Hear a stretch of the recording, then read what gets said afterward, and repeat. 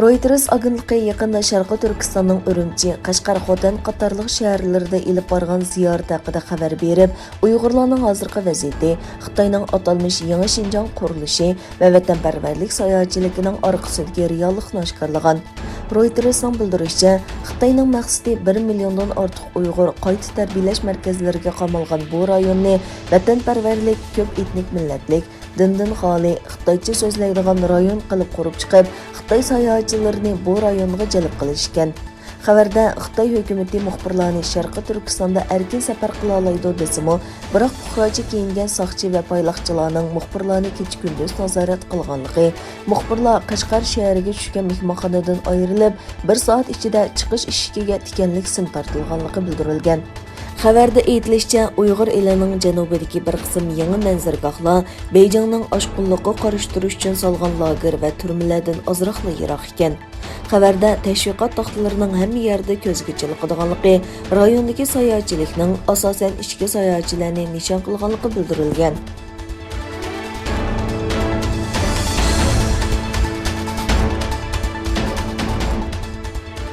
Avustraliya Kengash palatasi tashqi munosabat, mudofaa va savdo komiteti bir dokladda blok zanjiri texnikasi orqali majburiy əmgək tovarlarining importini cheklashni tavsiya qildi. Egilanishicha, bu doklad Xitoyda Uyg'urlarning majburiy əmgəkka selinishi orqali ishlab chiqarilgan mahsulotlarni cheklaydigan bir qonun loyihasi bilan munosabatli ekan.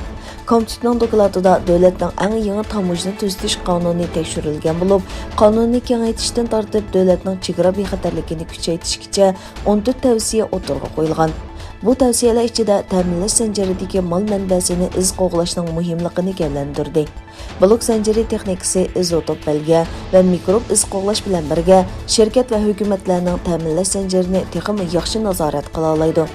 Mustaqil Kengash palata a'zosi Rekes Patrek 12 oyda tamojniga tuzitish kirgizish qonunini o'tirg'a qo'ygan bo'lib, bu qonun davlatning 1901-yildagi tamojna qonunining o'rnini oladi. Bu tuzitish kirgizishda Xitoy zulmiga uchirgan Uyg'urlar ishlab chiqargan tovarlarning import qilinishini cheklash asos qilingan. Agar bu qonun loyihasi tasdiqlansa, Uyg'ur majburiy ishchilar ishlab chiqargan mahsulotlarning import qilinishi cheklandi.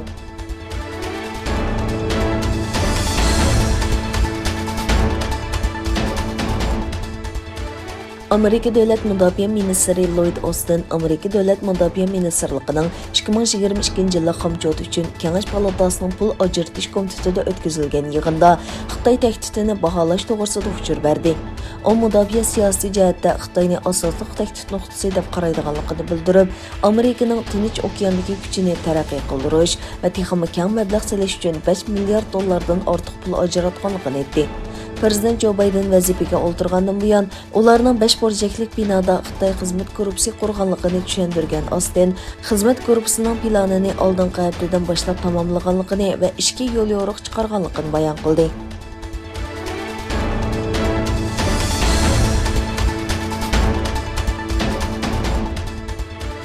Amerika prezidenti Joe Biden Xitoy yumshoq detal va applarni qiyinchilikqa duchor qiladigan yangi qaror chiqarishga tayyorlik qilmoqda.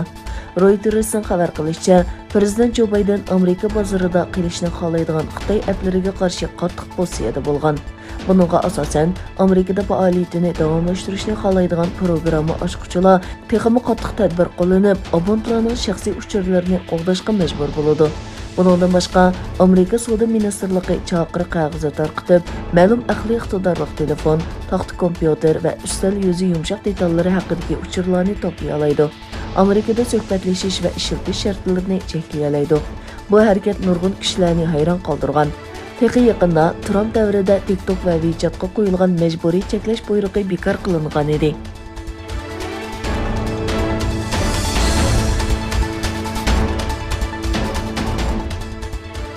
ئانتونىيو گۇتېررېس yana bir qatim Birleşken Devletler Teşkilatı'nın baş katibi bulup saylandı. 5 yıl vazife öteydi. Devleti Portugaliya tarafidan namzat ko'rsatilgan ve kandidatlığı BDT bexatarlik kengashi tarafidan tasdiqlangan Antonio Guterres 193 a'zosi bo'lgan BDT umumiy majlisida 2. qatim Birleşken Devletler Teşkilatı baş katibi bulup saylandı.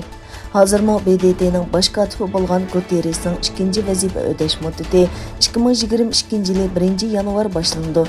tunji vazifa o'tayotgan mezgilida jinsiy barobarlik va klimat o'zgarishiga qarshi turishni oldingi o'ringa qo'ygan gۇتېررېس Xitoyning Uyg'urlarga qaratgan dafsandichiligiga sukutda turganligi uchun ayblangan.